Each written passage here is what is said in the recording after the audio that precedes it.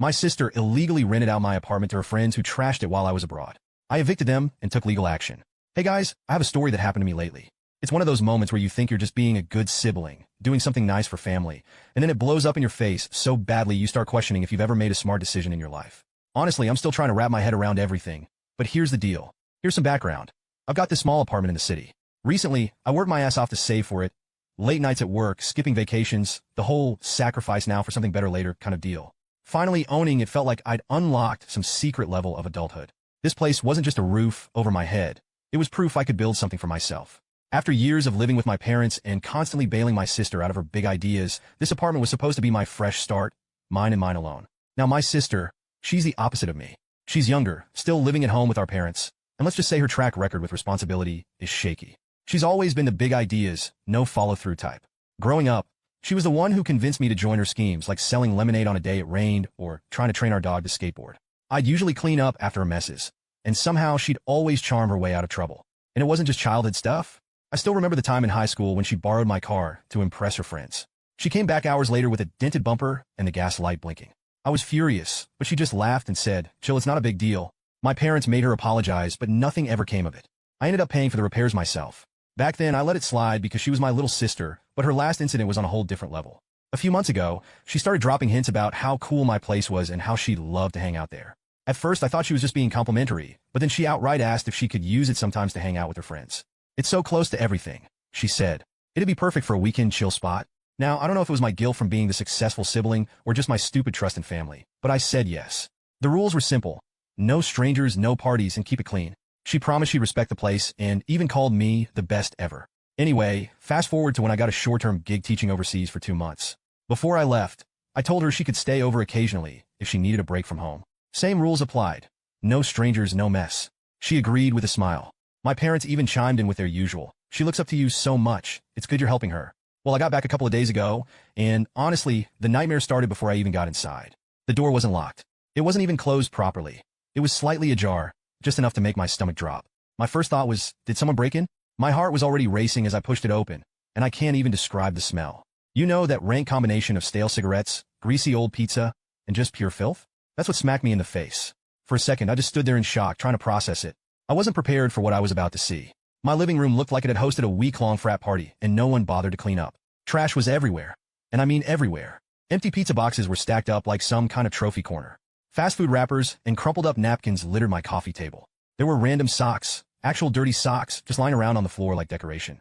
My couch, the one I spent weeks saving up for, was stained with God knows what, and my coffee table had a big chunk missing from the corner. It hit me even harder because I've always been meticulous about my place.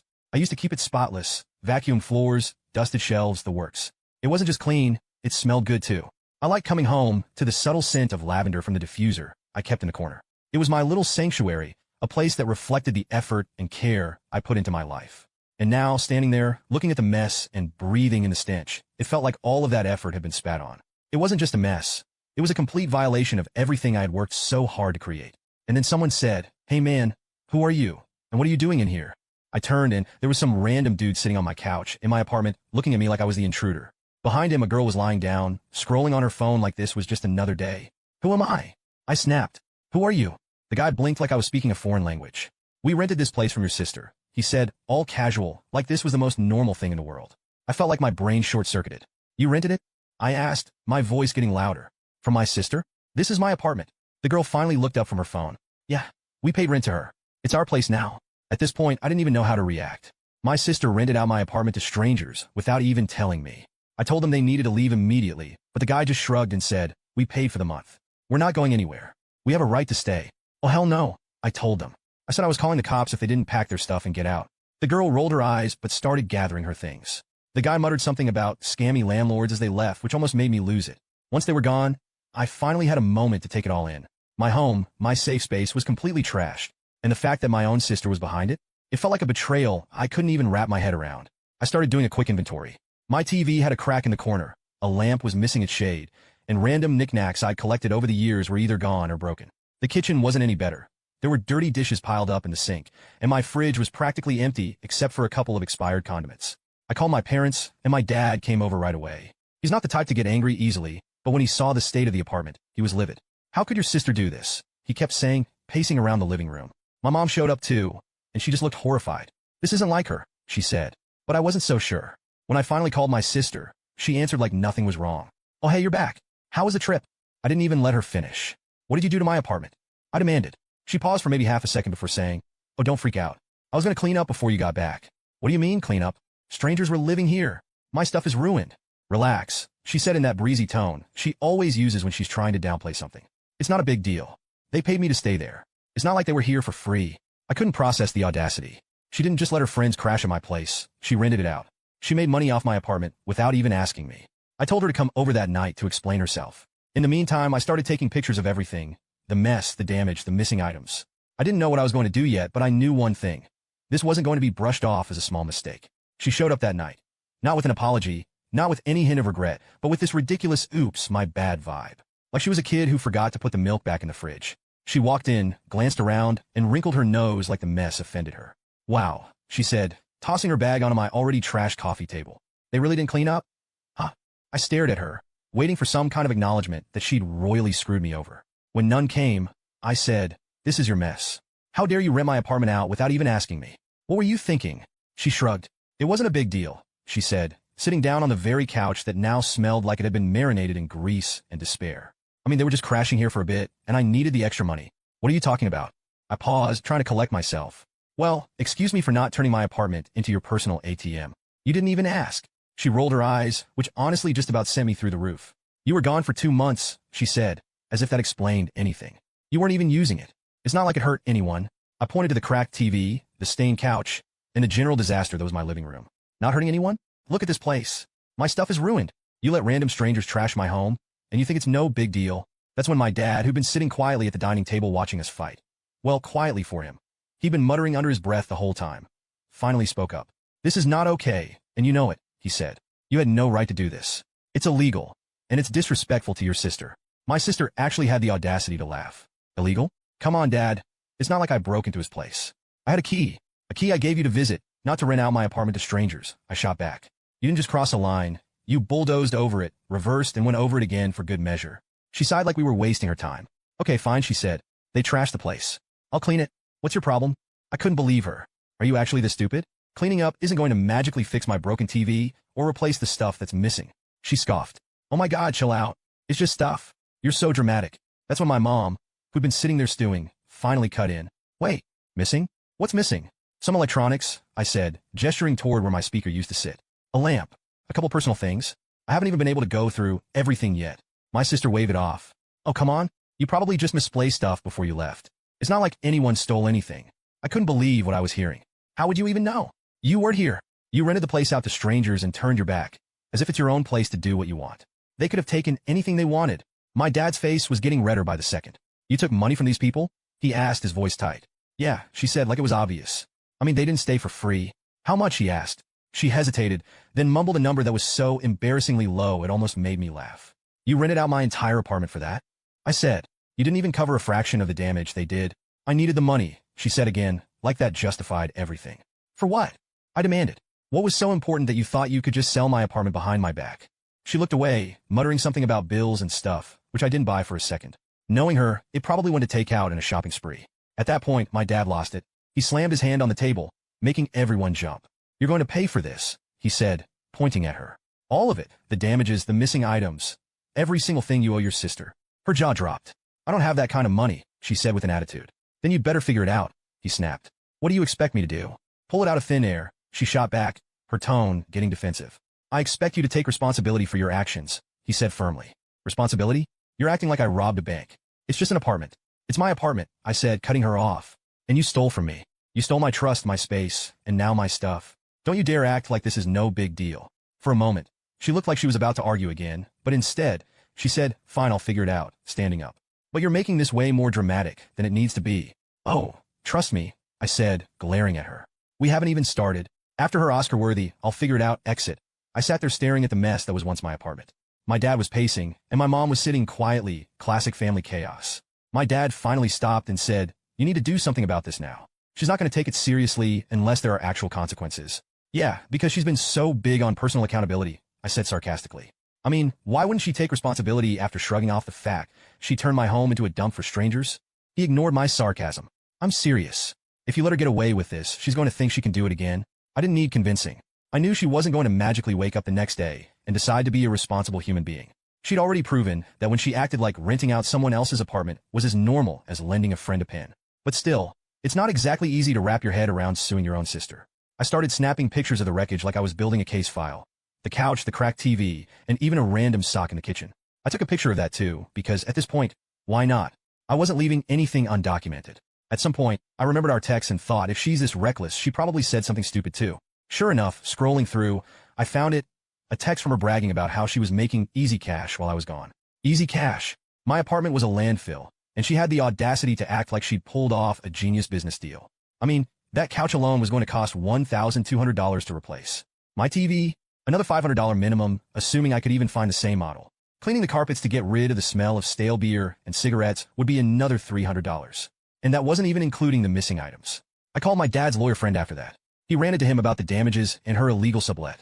Then he told me, this is trespassing, property damage, and theft. You got a case. Hearing the word theft stung more than I expected. It wasn't just about the stuff that was missing. It was about her crossing a line I never thought she would. Do I really have to sue her? I asked, still hoping for some shred of decency from her side that would make this easier. You can try reasoning with her, he said, but his tone made it clear how unlikely he thought that was. But from what you've told me, she's not exactly remorseful. Sometimes legal action is the only way to make people take responsibility. Great. Just what I wanted to hear. Meanwhile, my sister decided to up her game in the I'm Not Sorry Olympics. She texted me later that day, asking if I could stop being so dramatic. Yes, I'm the dramatic one here, for being mad that my home got turned into a crash pad for random strangers. She even had the nerve to say, it's not like anything's that broken. I didn't respond, not because I didn't have a million things to say, but because I was so angry I didn't trust myself to type coherent words. Instead, I sent her a simple message. We need to talk. Bring a plan for how you're going to fix this, or I'll have to take legal action. She didn't reply. Classic avoidance tactic. By the next morning, I'd officially filed a police report. The officer I spoke to seemed equal parts sympathetic and confused. So let me get this straight, he said. Your sister rented out your apartment while you were out of the country? Yep, I said, feeling the frustration build all over again, just saying it out loud. And you didn't know about this? Nope. And the tenants trashed the place? Bingo. He said, that's a new one for me. Well, you've got plenty of evidence, so we'll add this to the file. Make sure to keep everything documented. I left the station feeling like I'd taken the first step, but also feeling weirdly numb. This was my sister. How had it come to this? A few hours later, my dad called to tell me my sister had shown up at their house crying. She'd apparently realized I wasn't bluffing about the legal action and decided to play the victim card. He's going to ruin my life over a little mistake, she wailed. My dad wasn't having it. This isn't a little mistake, he told her. You stole from your sister. You put strangers in his home. And now you're trying to make yourself the victim? Grow up. She didn't take that well. According to my dad, she stormed out, yelling about how I was unfair and heartless. Because obviously, wanting your property and boundaries respected is so unreasonable. I spent the rest of the day getting estimates for the damages. The couch alone was going to cost a fortune to replace, and the TV wasn't far behind. Not to mention the cleaning service I need to hire to get rid of the smell of bad decisions that still lingered in the air. By the evening, I was mentally and emotionally drained. My sister still hadn't reached out with any kind of solution, and it was becoming clearer by the minute that I was going to have to take this all the way. I didn't want to, but what choice did I have? She wasn't taking responsibility, and I wasn't going to let her walk away from this like nothing happened. So there I was filling out small claims paperwork. Honestly, the legal stuff wasn't as complicated as I thought it would be. My dad's lawyer friend had already given me a rundown of what to do, so it was mostly just a matter of gathering the mountain of evidence I'd piled up. It wasn't hard to prove my case. She'd left a paper trail as if she were actively trying to make this as easy for me as possible. As I worked on the documents, I got a text. It was my sister. You're actually serious about this? You're really filing against me? I didn't respond. The next day, I officially submitted everything to the court. The clerk nodded, stamped the papers, and handed me a copy. You'll be notified of your court date. Later that evening, my parents called to check in. My dad was still firmly in my corner, though he sounded exhausted. She came by again, he said. Let me guess, I said. More tears and excuses? Pretty much, he replied. She keeps saying you're ruining her life, and that it's unfair to punish her like this. My mom, on the other hand, was still clinging to the idea of family unity. She kept saying things like, maybe there's a way to work this out without going to court, or, what if you just let her pay in installments? I appreciated her optimism, but I'd reached the point where I couldn't trust my sister to follow through on anything unless a judge was involved. Over the next few days, my sister went radio silent, which was a blessing in disguise. It made me nervous. What was she up to? Was she actually coming up with a plan to fix things? Or was she just hoping I'd back down? About a week later, I got a call from my dad. You're not going to believe this, he said. Oh, I bet I will, I replied, bracing myself. She's claiming you gave her permission to rent the apartment out. Are you kidding me? Nope, he said. She even showed me a note you supposedly wrote saying it was okay. I had to sit down. A note? Like a physical note? Yeah, he said, but it's clearly not your handwriting. It looks like she wrote it in a hurry, probably with a crayon or something. I groaned. She's actually trying to forge permission? Does she think this is going to hold up in court? Who knows what she's thinking, he said. Just make sure you bring it up when you present your case. Honestly, at this point, I wasn't even angry anymore. But if she wanted to play games, fine. I was ready. The court date finally rolled around, and let me tell you, it was an experience. My parents came with me for moral support, and I was more grateful than I wanted to admit. My sister showed up too, with some bargain basement lawyer, who looked like he'd been paid in Monopoly money. She had the audacity to act like this was a personal betrayal, like I was the bad guy for wanting my life back in order. Her lawyer tried to argue that we had a verbal agreement allowing her to rent the place out. The judge wasn't buying it. Do you have any evidence of this agreement? She asked. The lawyer stammered something about the note, but when the judge saw it, she said, "This is your proof?" It's a little rushed, the lawyer admitted. A little rushed? I said, unable to stop myself. It's fake. I didn't write that, and anyone with eyes can see that. The judge said, agreed. This note is not credible evidence. From there, it was like watching a slow-motion train wreck. I presented my photos, receipts, and texts, all neatly organized, thanks to my newfound hobby of amateur litigation prep. My sister and her lawyer didn't stand a chance. When the judge ruled in my favor, my sister looked like she'd been hit in the face. She was ordered to pay for the damages, replace the missing items, and cover my legal fees. It wasn't a small amount, and she clearly hadn't been prepared for this outcome. As we left the courtroom, she muttered something about how I was heartless and how she'd never forgive me. I didn't even respond. At this point, I didn't have the energy. My dad stood by me, and I couldn't be more grateful. You did the right thing? Yeah, I said, though it didn't feel like much of a victory. Now, all that was left was waiting to see if she'd actually pay up. Knowing her, that was going to be another battle entirely. However, the first week after the judgment, I didn't hear a peep from her. No calls, no texts, nothing. I thought maybe, just maybe, she was busy figuring out how to pay what she owed. Huh, as if. Instead, I got a call from my dad. She's saying she doesn't have the money. She's asking if we can loan it to her, he said. I actually laughed, like I couldn't stop myself. Let me get this straight, I said. She rents out my apartment without asking, leaves it trashed, and then thinks you two should bail her out? She says she's desperate. My dad replied, clearly torn. Desperate? She wasn't desperate when she pocketed the rent money. Was she? I shot back. My dad sighed. I told her no. But you know your mom. Yes, my mom. The eternal optimist who somehow still believed there was a good kid hiding somewhere inside my sister's chaos. Sure enough, an hour later my mom called. Maybe we can help her just this once, she started. No, I said, cutting her off. Mom, you can't keep enabling her. She'll never learn if she thinks you'll swoop in every time she screws up. But what if she really doesn't have the money? Then she can figure it out, I said firmly. She created this mess. She needs to fix it. Of course, my mom wasn't thrilled with that answer, but I stuck to my guns. This wasn't just about the money. It was about teaching her a lesson, one she clearly hadn't learned yet. A few days later, I got a text from her. Not an apology. Not even a hint of remorse. Just this. Can we talk about a payment plan? I can't pay everything at once. Payment plan? For what? This wasn't a car loan or a Netflix subscription. This was her debt for wrecking my life for 2 months. But fine. I agreed to meet her. I figured maybe, just maybe, she was starting to take this seriously. We met at a coffee shop near my apartment. She showed up late, of course, and immediately launched into how unfair the judgment was. I mean, I get that you're upset, she said, but don't you think the court went a little overboard? It's not like I burned the place down. I stared at her, genuinely speechless. Are you seriously trying to argue that this isn't a big deal? You rented out my apartment to complete strangers. My stuff is broken, things are missing, and I've spent weeks cleaning up after your mess. Okay, but I didn't think it would turn out like that, she said, sounding defensive. Of course you didn't think. I snapped. That's the problem. You never think about how your actions affect other people. She rolled her eyes. Fine. Whatever. I said I'll pay. I just can't do it all at once. I took a deep breath, trying to keep my cool. How much can you pay now? She shrugged. I don't know. Maybe a couple hundred. That won't even cover the cost of the cleaning service, let alone the damaged furniture. I was stunned by her nonsense. Well, it's all I have right now, she said, as if this was a negotiation. Then you'd better start budgeting, I said, standing up, because I'm not letting this drag out for years. Over the next few weeks, she started making payments, barely. It was like pulling teeth to get anything out of her, and every payment came with some snarky comment about how I was bleeding her dry. One day, she accidentally sent me a Venmo payment labeled for my greedy sister. Oh yeah, super mature. I didn't even bother responding. Meanwhile, my parents were stuck in the middle. My dad, bless him, was firmly on my side, but my mom was still trying to play peacemaker. Maybe you could forgive part of the debt, she suggested one night over dinner. I told her, Mom, this isn't Monopoly money. It's real damage to my apartment. I'm not just letting it go. I know, she said quietly, but she's your sister. She stopped being my sister the second she decided to make money off my apartment, I said. Okay, maybe that was harsh, but I was done sugarcoating things. Family doesn't give you a free pass to screw people over. So, here's where I am right now. I'm waiting to see if she takes accountability or digs herself a deeper hole. Either way, I'll keep you updated because this is far from over. Final update. Hey everyone, here's the update you've been waiting for. Remember that disaster with my sister in my apartment? Well, after months of back and forth, dodged responsibilities, and her usual passive-aggressive antics, we finally reached some kind of ending. Sort of. She ended up short by a couple $100, but at that point, I honestly didn't care. I just wanted it all to be over. The last payment came through with a Venmo caption that read, "There, you happy now?"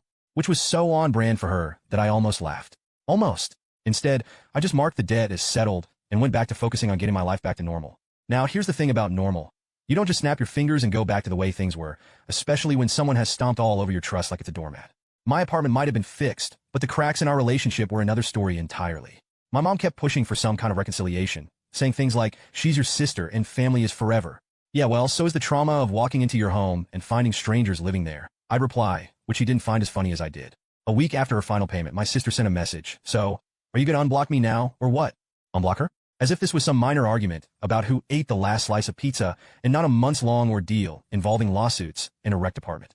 I figured if she couldn't be bothered to say, "I'm sorry," after everything, then she didn't deserve a reply. But of course, she didn't take the hint. A few days later, she showed up at my apartment, which was a bold move, considering she'd lost all key privileges the moment I had to call the cops on her tenants. "What do you want?"